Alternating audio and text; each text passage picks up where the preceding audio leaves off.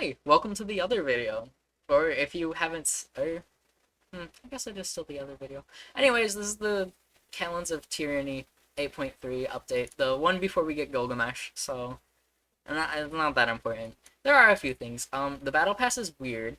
More furry skins, so that's cool. Didn't know this was Amaterasu until like I literally read that it said Ama. I didn't think it was her. Also, this is like his Fenrir's like third skin within the past 6 months. Like, is he that popular where he needs this many skins? Like, I feel like this motherfucker gets a skin like every fucking 3 patches. Like, they bring back Classic Ao Kwang or whatever, but they won't bring back Classic Hell. So kind of fucked up.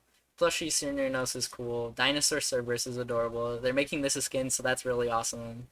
Because I think that card art's fucking hilarious. Tsukiyomi's getting a skin, but I don't like him. Same with Thanatos. I can't wait for this motherfucker with this skin. I hate Thanatos. In the last video, I was thinking of characters that I fucking hate. There's Apollo and Scylla. This one, Thanatos. I despise Thanatos.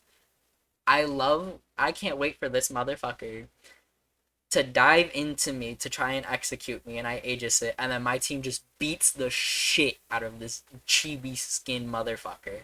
The only Thanatos skin that's good is Thanatos, because you can walk around in the jungle as a piece of toast. No other skin matters. It's the only Thanatos skin that I use, because the Ruby one is shit. Anyways, Chalk's getting a tier 5 skin. Good for Chalk. I always forget that there's like a tier 5 skin halfway through the year and then one at the end of the year with the Odyssey. Tier 5 skins honestly have lost all meaning to me. None of the more recent ones have been good at all. Sylvek's remodel is cool. Thank God he doesn't look like he has scoliosis. The motherfucker was showing up in lane like this.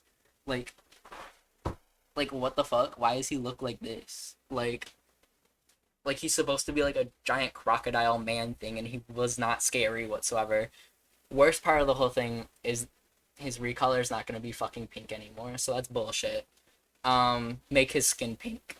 Ugh, that voice cracked. Make his skin pink because it was iconic. Um, Other things, skin things. They're adding more servers, I guess. Is this what that means? Enemy players choose between East and West servers, so that's cool. And then the Goddess of Magic is being renamed to Iset. So that's cool. That's exciting because she was one of my first characters that I ever played, my first diamond, and I love playing that character. And I would like to put like videos of me playing her on the channel, but like I mean even though like I don't make any money from this, but like I didn't want to get flagged for anything, you know? So and then they're also fixing they're changing the word Mayan to Maya, which is good, the proper term. So yeah, while they're fixing this, yeah, that's exciting. I'm glad that they're doing something like that. It'll be, I'm sure I'll still call her real name, or not her real name, you know what I mean. I'll still call her original name. Um, Bug fixes. Stone of Falls getting updated or reworked. It's gonna give you a bunch of damage mitigation, which is really cool. I think this item would pair really well with Tiamat. Um, Tiamat, mm, mwah, beautiful, fun character. She can play all 5 roles. Don't like literally. She outputs like a carry. Yeah, she outputs consistent damage to where I believe she could be a carry. Um. Anyways, this will be really interesting to see who builds it. I think Tiamat will build it when she's in the solo lane. All tanky bruisers will build this in the solo lane. I think it's gonna be a really good item. Um, Mill Renewal makes everyone e-girl healer, so we love that. Um, Except it's 15% of their max health over 20 seconds, so it's not like a burst heal or anything, and it can only occur every 60 seconds. So whatever, it'll be interesting. I don't know if that'll necessarily be good. It'll be interesting to see if it'll proc Lotus Crown though. So we'll see. Attack speed items, they no longer stack with each other. Right? This is no longer these effects no longer stack. Instead, choosing the strongest attack speed slow to apply. In case you were affected by Witchblade and a single stack of Ichaival, you will be slowed only by Witchblade. If Ichaival gets the 3 stacks, however, it will take over and the slow will be amplified. So I don't know if it worked or anything, but I wanted to try it. So I played Osiris. I bought Witchblade, I bought Frostbound Hammer, and I bought Ichaival. And I just ran at people in uh arena, excuse me. And it was just funny watching them auto attack me so slow. I don't know if it actually worked or if it was just like one or two of the items stacking or whatever. But so kind of interesting that they got rid of it because I don't know. I feel like they always cater to hunters, but that time they or that I feel like they always cater to hunters, so this time they definitely did. Um, whatever. Benevolence. I think benevolence is low key broken, but no one wants to talk about it. But we'll get to that once they finish nerfing Watcher's Gift, whatever its actual name is. I don't know if it's still called Watcher's Gift or whatever. But what used to be called Watcher's Gift. I will see after once they're done nerfing it. Mannequin Scepter, removed the flat damage, and then gave her more healing, so yay. Snaps for Mannequin Scepter. She can actually build in the jungle and you're not a troll for it. I don't play jungle. I play mid carry and support, so like I can't really tell you anything about this. Eye of the Jungle is getting buffed. I've seen Eye of the Jungle be picked on carries, so I want to see. I know they're nerfing the attack speed on it and the regen, like the base regen, and then they're increasing the regen you get while you're in the jungle. So it'll be interesting to see if carries still go this or not. And then they're also increasing the magical power on it because it was only like attack speed carries or attack speed junglers that were picking it up. So Protector of the Jungle, I literally cannot tell you what this does. Were often sold even before considering boost while in the jungle. Yeah. So are they wait, Protector of the Jungle as a whole was also too efficient. The raw power, attack speed, and protections provided were often solid even before considering the boost. So yeah, those stats were pretty decent. That would make sense why carries were getting it. If they were getting that one, I literally don't know. But now they make it more for junglers, so that's cool. Sands of Time is getting buff. Good for her. Like Sands of Time, Sands of Time itself is good, but the items it branches off to, so we'll see. Sentinel's Gift is what it's called. They're nerfing Sentinel's Gift, increasing it by 100. Good. It was literally the best support amount. I don't know why it was 500. Tainted Steel's getting buffed. Once again, fuck healers. The 8.2 balance or bonus balance, reinstated that, and we're saying it again. Fuck healers. But also like y'all can't handle fighting healers, so like I don't blame you, because smite healers are pretty good. Death's Toll is getting buffed. I don't know if Death's Toll is good or not. I like Death's Toll. I get it whenever I play carry. I genuinely don't know how to build for the carry role except for like on like mage carries because they're just fucking mages. But I get Death's Toll on like soul and stuff because I think it's interesting. Death's Embrace, they can no longer heal off of towers and phoenixes, so like that's good. Vampiric Shroud, they're making Vampiric Shroud more of a mid lane starter item rather than a solo lane mage starter item, which is interesting. I always thought it's a decent solo lane starter item, but yeah, it'll be interesting to see if it actually is picked up in the mid lane.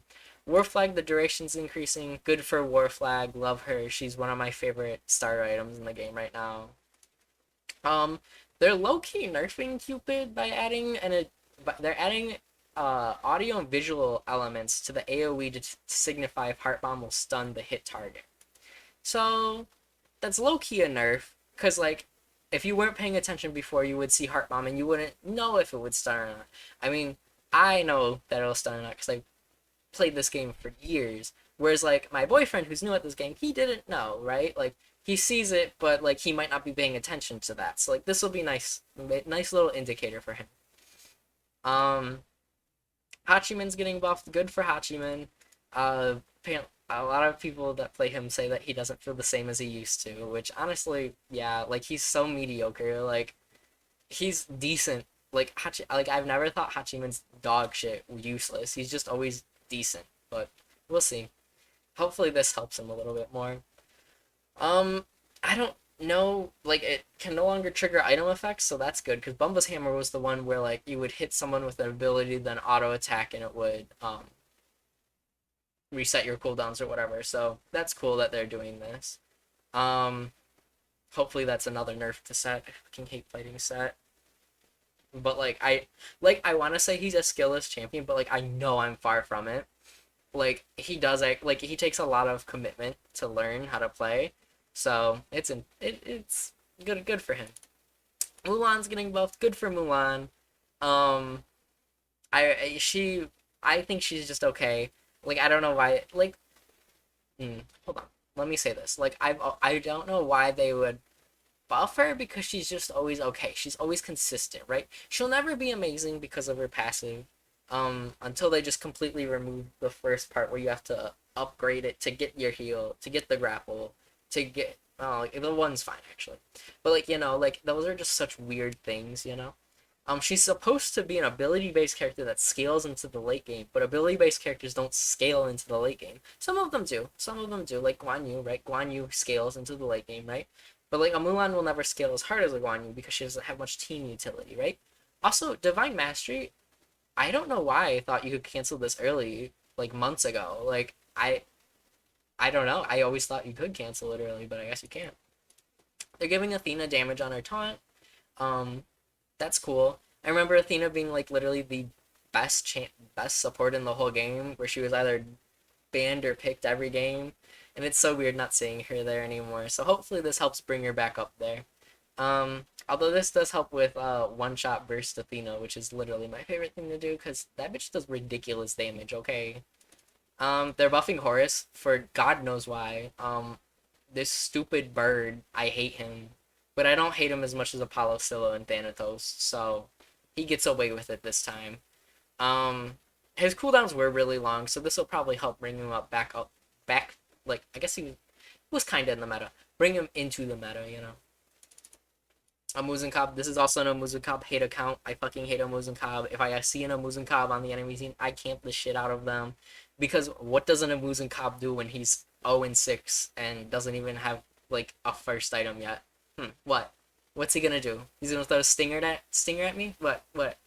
What are you gonna do? What are you gonna do, little B man? You just get some raid and spray the shit out of him, and then he just fucking dies. So maybe this will make him good, but even if it does, like it's still a Muslim cop, so you just fucking kill him. So we'll see. Shibalanke, they're buffing him. I I didn't think Shibalanke needed a buff, but I don't play Shibalanke. Maybe he does feel weak.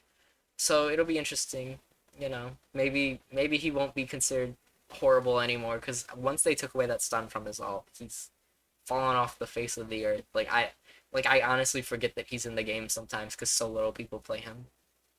So maybe this will help make him a little bit better. Um, Thor, they're buffing Thor. I always thought Thor was also consistent, kind of like Mulan and Shibalanke. Like I didn't think they necessarily needed the buff, but like Smite does this thing where like they really like to buff the mid tier characters or characters that are just okay.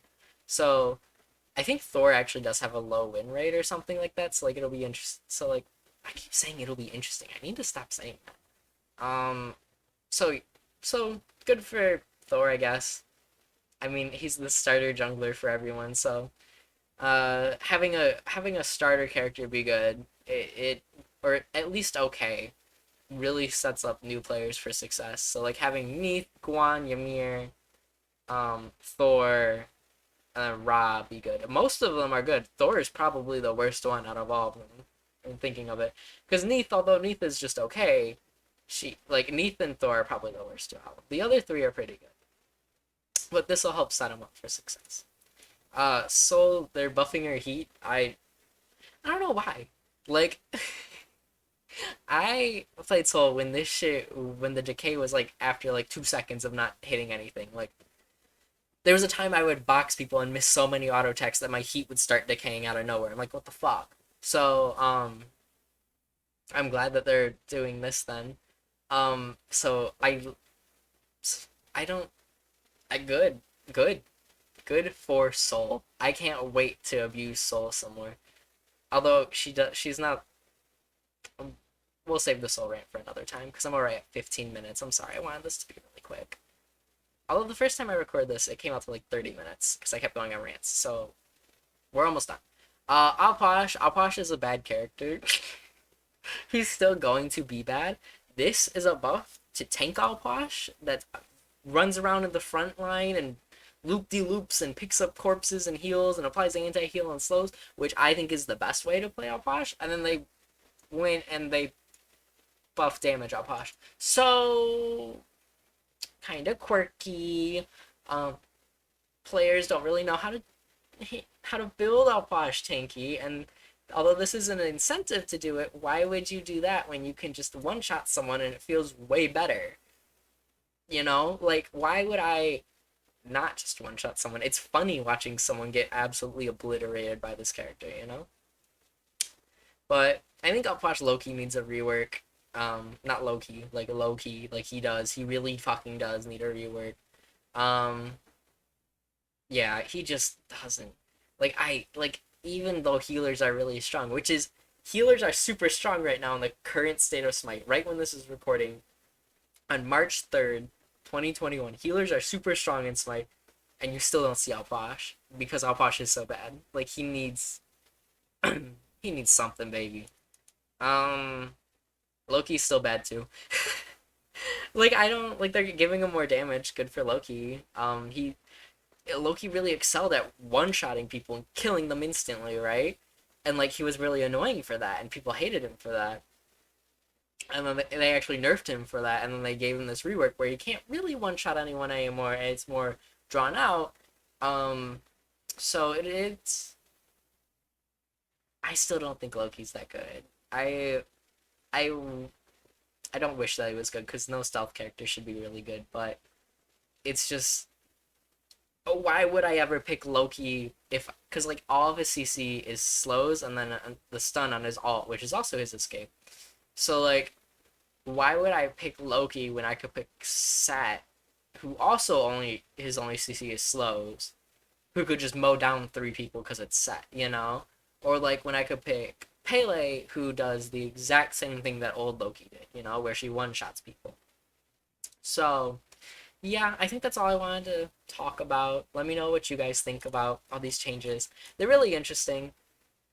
I said it again.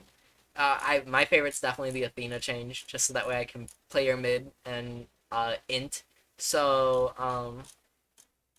yeah, let me know what you guys think in the comments down below. I'll see you guys next time. Bye.